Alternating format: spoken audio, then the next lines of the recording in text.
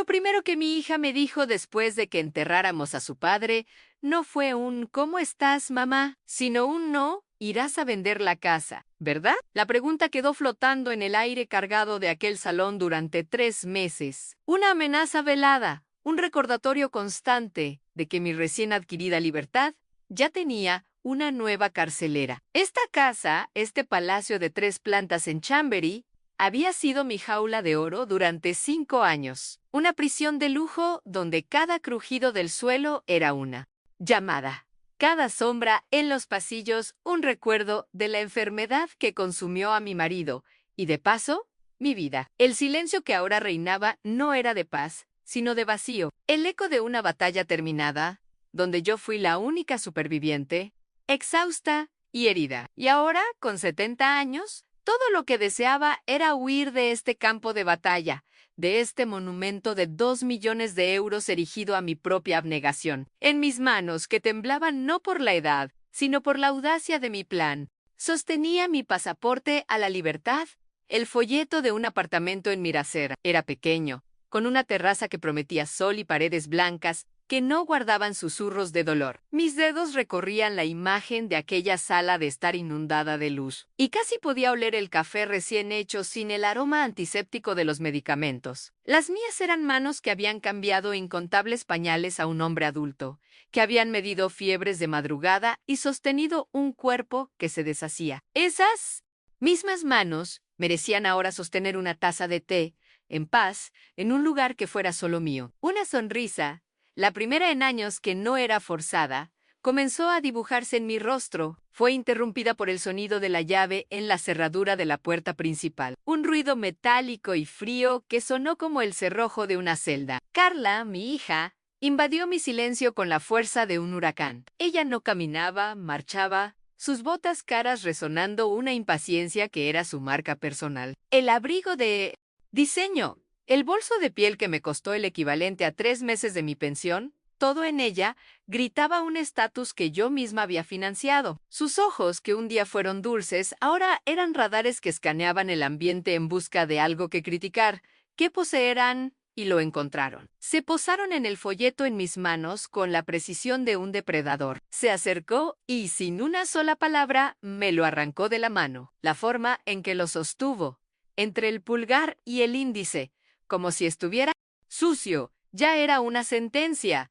¿Pero qué es esto? ¿Un folleto de un asilo? Su voz goteaba un desprecio que era veneno puro, diseñado para empequeñecerme, para ponerme de nuevo en mi lugar de vieja senil y sin voluntad. La humillación vino primero, caliente y familiar, pero justo detrás de ella, algo nuevo burbujeó en una furia fría y cristalina. La fuerza que me mantuvo en pie durante noches interminables de cuidados ahora endureció mi espalda. Voy a vender esta casa, Carla, ya está decidido.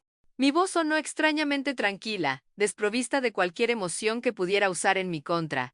Ella se rió, una risa corta y burlona. Vender, no puedes hacer eso. Esta casa es nuestra herencia. ¿De qué vivirías? Además, Roberto y yo estábamos pensando en mudarnos aquí, para cuidar de ti. La mentira era tan descarada que me robó el aliento, en cuidar de mí. La misma excusa barata para intentar apoderarse de una propiedad de lujo sin pagar un céntimo. Fue entonces cuando pronunció la palabra que selló su destino y el mío. Después de todo lo que hemos hecho por ti, mamá, no puedes ser tan egoísta. ¿Me llamó? Egoísta. En ese momento la decisión dejó de ser un deseo y se convirtió en una necesidad.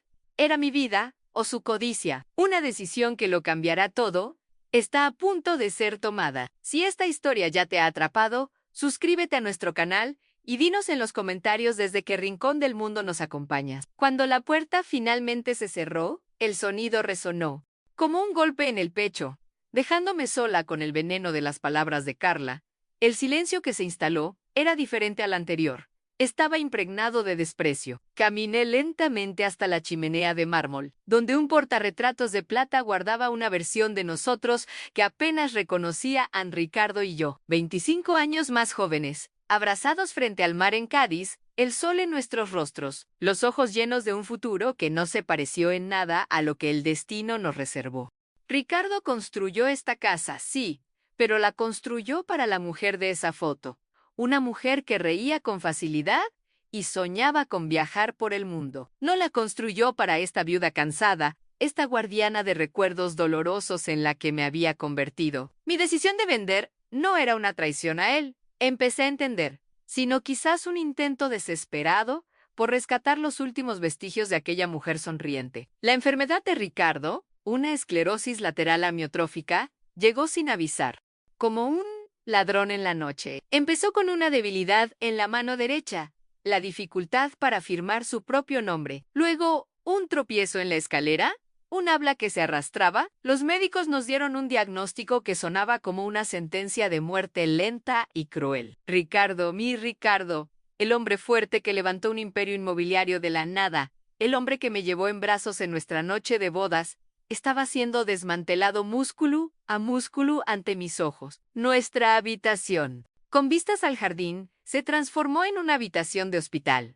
La cama articulada, la grúa de techo, el respirador, nuestro amor, antes hecho de conversaciones y caricias, pasó a medirse en dosis de morfina y en el sonido rítmico y artificial de la máquina que lo mantenía vivo. Mi vida se encogió hasta caber dentro de aquellas 4 paredes. Las mañanas comenzaban a las 6, con la limpieza de la cánula de traqueotomía. Los días eran una sucesión de baños en la cama, cambios de postura, cada 2 horas para evitar escaras, alimentación por sonda y la lectura de sus ojos, que se convirtieron en su única forma de comunicación.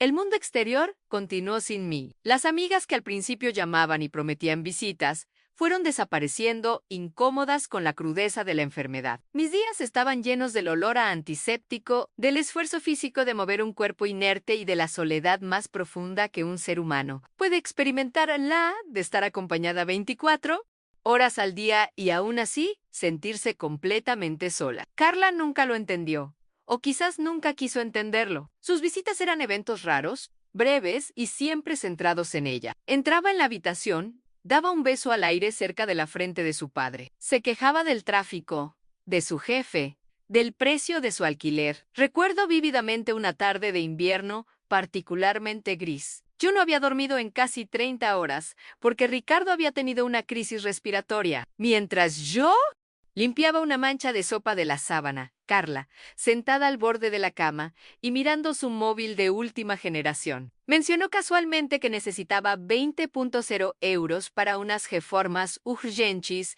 en su piso de alquiler. Habló de la necesidad de tener un ambiente más inspirador, mientras su padre, a pocos metros, luchaba por inspirar aire. Ese día, una parte de mi amor de madre se rompió para siempre. Mis otros 2 hijos, Javier y Sofía, vivían en Barcelona y en Londres, respectivamente.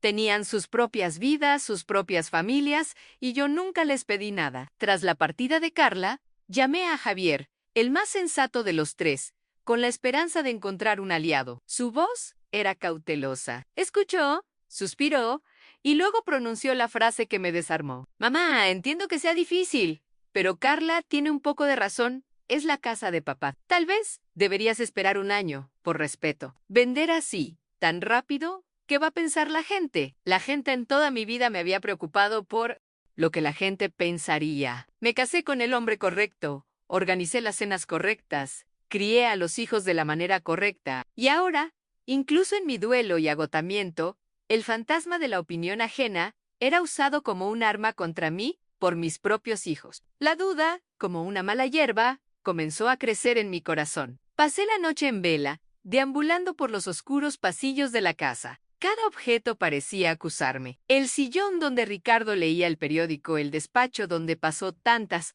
noches trabajando, la mesa del comedor donde celebramos tantas Navidades. ¿Estaba siendo egoísta? ¿Estaba intentando borrar la memoria del hombre con quien compartí 50 años de mi vida? El trauma de los últimos momentos, la imagen de su pecho subiendo y bajando con un esfuerzo sobrehumano, el sonido de la alarma del monitor cardíaco. Todo volvió con una fuerza abrumadora. Me senté en el suelo frío de la cocina, abracé mis rodillas y lloré. Lloré por su pérdida, pero también por la pérdida de mí misma. A la mañana siguiente, con los ojos hinchados, pero con una extraña claridad en la mente, cogí el teléfono. No llamé a mis hijos. Llamé a Elena, la agente inmobiliaria cuyo folleto Carla había despreciado. Su voz era profesional, pero amable, No me hizo preguntas personales, no me juzgó, solo me explicó los pasos prácticos, la tasación, la documentación necesaria, la forma en que prepararían la casa para las visitas. Hablar con ella fue como abrir una ventana en una habitación. Cerrada durante mucho tiempo, era una conversación sobre el futuro,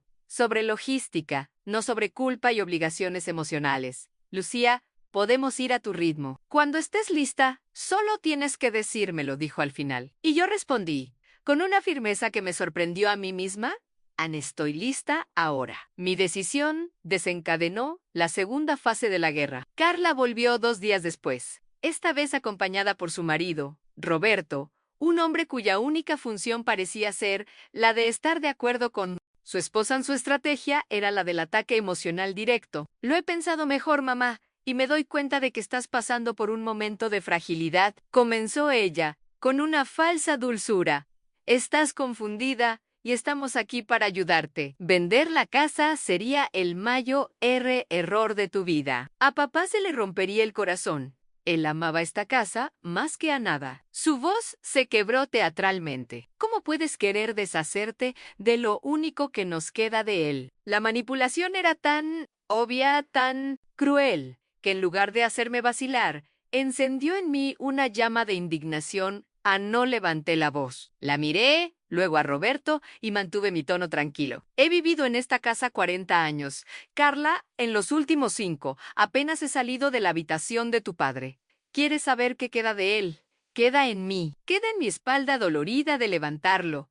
En mis manos arrugadas de bañarlo. Queda en las 1825 noches que dormí en un sillón junto a su cama. Queda en los 87.0 euros de mis ahorros, que gasté en enfermeras y equipos que la seguridad social no cubría.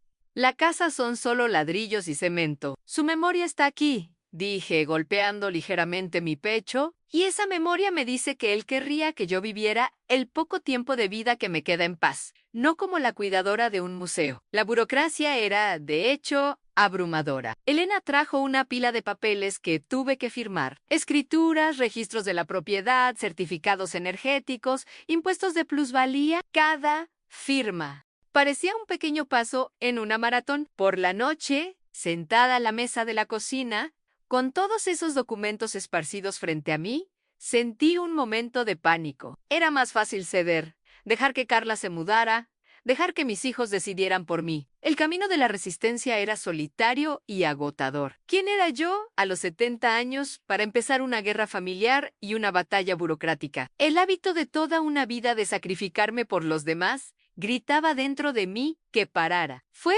en esa noche de duda cuando, ordenando un viejo armario, encontré una caja de madera que no abría desde hacía décadas. Dentro no había joyas ni documentos importantes. Estaban mis cuadernos de dibujo de la juventud, llenos de bocetos a carboncillo de rostros y paisajes. Había cartas de una amiga de la universidad con la que planeaba viajar por Italia. Había una Lucía que había olvidado por completo, una joven llena de talento, de sueños, de una vida que era solo suya. Y lloré de nuevo, pero esta vez no. Fue por Ricardo. Fue por ella, por aquella chica que se perdió en algún lugar entre el matrimonio, los hijos y una larga y dolorosa enfermedad. Le debía algo. Le debía, al menos, una terraza con macetas de geranios y vistas al sol. A la mañana siguiente, cuando el primer rayo de sol entró por la ventana de la cocina, iluminando las partículas de polvo que danzaban en el aire, me sentí diferente. La tristeza todavía estaba allí, pero debajo de ella había una base sólida de determinación. Miré mi reflejo en el cristal de la ventana. Vi a una mujer mayor, cansada, con ojeras profundas. Pero, por primera vez en mucho tiempo, vi también a una mujer que estaba a punto de luchar por su propia vida. La venta de la casa dejó de ser una huida. Se convirtió en un acto de reconquista. No estaba borrando mi pasado con Ricardo. Estaba asegurándome de que mi futuro no sería solo una nota a pie de página en su historia o un bien inmueble en la historia de mis hijos. El día en que se colocó el cartel de la inmobiliaria frente a mi casa fue el día más aterrador y liberador de mi vida. Observé desde la ventana del salón, con el corazón desbocado, mientras 2 hombres clavaban la estaca de madera en el pequeño césped delantero. Las letras rojas y mayúsculas de la palabra se vende parecían gritar mi rebelión a todo el barrio de Chamberí. Sentí una oleada de náuseas. El miedo a la reacción de mis hijos era algo físico, pero por debajo, una corriente de pura adrenalina recorría mi cuerpo anera. Realan ya no era un sueño secreto o una conversación telefónica. Era un acto público de autoafirmación. No tuve que esperar mucho. Menos de una hora después, mi móvil sonó. Era Carla, no hubo un hola. Solo un grito agudo y furioso voy para allá. Y reza, mamá.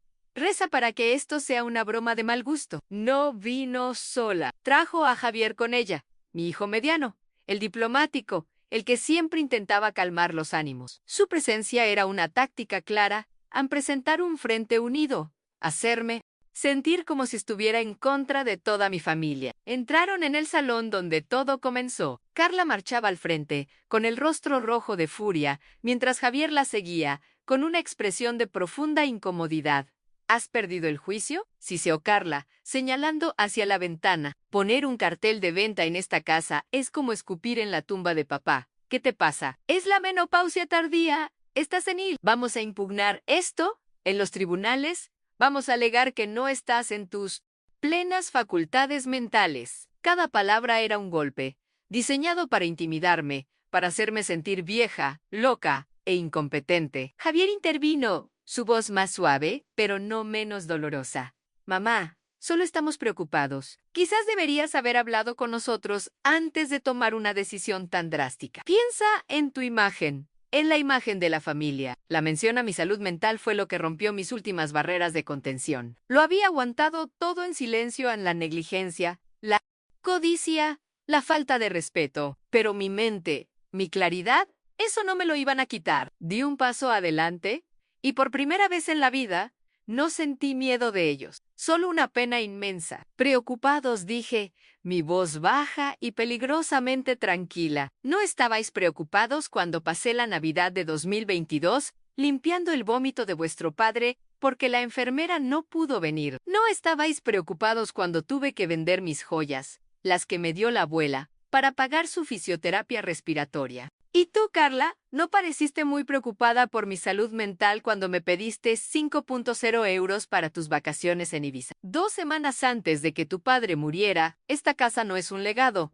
es el precio de mi vida, y no voy a dejar que la devoréis como buitres. Carla se quedó pálida, sin palabras por un momento, pero su rabia rápidamente encontró un nuevo objetivo. Él se avergonzaría de ti. Papá amaba esta casa. La construyó para nosotros. Fue entonces cuando supe que tenía que contárselo. Era mi última carta, la verdad más dolorosa y sagrada que guardaba. La miré directamente a los ojos y luego a los de Javier, y la habitación pareció encogerse a nuestro alrededor. En la última semana, cuando ya no podía hablar, cuando los únicos músculos que todavía le funcionaban eran los de los ojos, tuvimos nuestra última conversación. Yo preguntaba y él parpadeaba. Un parpadeo para sí, 2 para no. Le pregunté si tenía dolor o parpadeó 2 veces. Le pregunté si tenía miedo. Parpadeó 2 veces. Entonces, con las lágrimas corriéndome por la cara, le pregunté en Ricardo, ¿quieres que me quede en esta casa después de que te vayas? Me miró con una intensidad que nunca olvidaré, y parpadeó 2 veces en lenta deliberadamente. Luego le pregunté, ¿quieres que la venda? Que encuentre un lugar pequeño, que viva, que sea feliz.